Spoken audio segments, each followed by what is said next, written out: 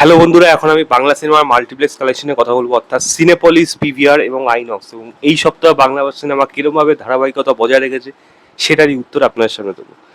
আমি যদি প্রথমে কথা বলি, আমার বস সিনেমাটা পঞ্চম সপ্তাহে এসে এই সিনেমাটা প্রায় 6 লক্ষ টাকার মতো কামিয়েছে এবং টোটাল প্রায় 1,40,00,000 টাকার মতো কামিয়েছে এই সিনেমাটা মাল্টিপ্লেক্স চেন থেকে। উইন্ডোজের সিনেমা, ফ্যান এমনি রয়েছে, সিনেমা ভালো হয়েছে, সেটা কিন্তু ধারাবাহিকতা এই বক্স অফিস দেখলে কিন্তু পুরোপুরি বোঝা যাচ্ছে। দি একেন বেনারসের বিভীষিকা, এইটা তো মানে নেক্সট লেভেল চলে গেছে সিনেমাটা।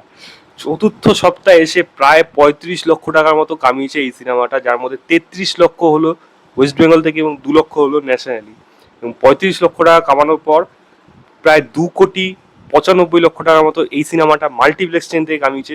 হিউজ ফিগার একখানা, এবং পরিষ্কার বোঝা যাচ্ছে এই সিনেমাটা 3.5 কোটি টাকা গন্ডি পেরিয়ে যাবে। এবার দেখা যাক 4 কোটি টাকার গন্ডি পেরোতে পারে নাকি। যদি পেরিয়ে যায় তাহলে একটা দারুণ খবর হবে।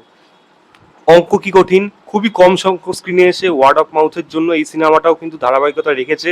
তৃতীয় সপ্তাহে প্রায় 8 লক্ষ টাকার মতো কামিয়েছে, যেখানে ওয়েস্ট বেঙ্গল থেকে 8 লক্ষ এবং ন্যাশনালি 28,000 টাকার মতো কামিয়েছে। এবং 8 লক্ষ টাকা কামানোর পর 3 সপ্তাহের শেষে প্রায় 18 লক্ষ টাকার মতো কামিয়েছে। মানে এইটা কিন্তু আস্তে আস্তে বাড়ছে, অঙ্ক কি কঠিনের বক্স অফিস কিন্তু আস্তে আস্তে বাড়ছে যত সপ্তাহ যাচ্ছে, সেটা কিন্তু বেশ ভালো বিষয়। এবার যদি কথা বলি, সোনার কেল্লায় জগদ্দল, এই সিনেমাটা দ্বিতীয় সপ্তাহে প্রায় 12 লক্ষ টাকা কামিয়েছে, যার মধ্যে 11 লক্ষ টাকা ওয়েস্ট বেঙ্গল থেকে এবং 29,000 টাকা ন্যাশনালি। এবং 2 সপ্তাহের শেষে প্রায় 41 লক্ষ টাকা এই সিনেমাটা মাল্টিপ্লেক্স চেন থেকে কামিয়েছে। ওয়ার্ড অফ মাউথ মোটামুটি ভালোই ছিল এই সিনেমাটা, এবং একটা জগদ্দলের ফ্র্যাঞ্চাইজি বলে কথা, কোয়েল মল্লিক, পরমব্রত সব একসাথে আবার যখন আসছে, লোকে কিন্তু সেটা দেখেছে এবং সেটা কিন্তু বক্স অফিস ফিগার দেখে পরিষ্কার বোঝা যাচ্ছে। গত সপ্তাহে যে রিলিজগুলো ছিল তার মধ্যে যদি বলি, বাৎসরিক মানে মৈনাক ভূমিকে বাৎসরিক, যেখানে রীতাবরী চক্রবর্তীর সাথে অনেক বছর পর দেখা গেছে শতাব্দী রায়কে, তাদের সিনেমাটা প্রথম সপ্তাহে মাল্টিপ্লেক্স চেন থেকে প্রায় 7 লক্ষ টাকার মতো কামিয়েছে এই সিনেমাটা। এবং মানে খুব কম সংখ্যক স্ক্রিনেই এসছে এই সিনেমাটা, কিন্তু যেই টুকু স্ক্রিনে এসছে তার মধ্যে থেকে 7 লক্ষ টাকা কিন্তু বেশ ভালো। ওয়ার্ড অফ মাউথ কিন্তু এই সিনেমাটা বেশ ভালোই ছিল। আমি তো দেখেছি, আমার কিন্তু বেশ ভালো লেগেছে। যারা দেখেছেন প্লিজ কমেন্ট করে জানাবেন কেমন লেগেছে। এবং এই সিনেমাটা 7 লক্ষ টাকা কিন্তু বেশ ভালো রকমই মাল্টিপ্লেক্স চেন থেকে ইনকাম করতে পেরেছে।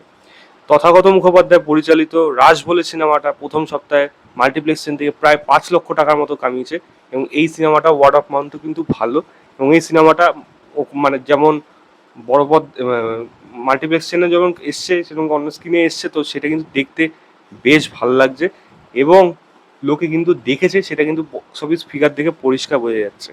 এবং লাস্ট আরেকটা সিনেমা চাবিওয়ালা, যদিও আমি এই সিনেমাটা দেখিনি, প্রথম সপ্তাহে প্রায় মাল্টিপ্লেক্স চেন থেকে 19,000 টাকার মতো কামিয়েছে। তো এই ছিল মানে মাল্টিপ্লেক্স চেন নিয়ে খবর, বাংলা সিনেমার বক্স অফিস। এবং ধারাবাহিকতা কিন্তু মোটামুটি বজায় থাকছে, এবং সেটা কিন্তু একেল পুরোপুরি লিড করছে। বাকি সিনেমাগুলোকে কিন্তু ছেড়ে দিলে হবে না, কারণ তারাও কিন্তু ভালো রকম ব্যবসা দিচ্ছে। আপনারা কোনটা দেখলেন অবশ্যই সেটা আমাকে কমেন্ট করে জানাবেন।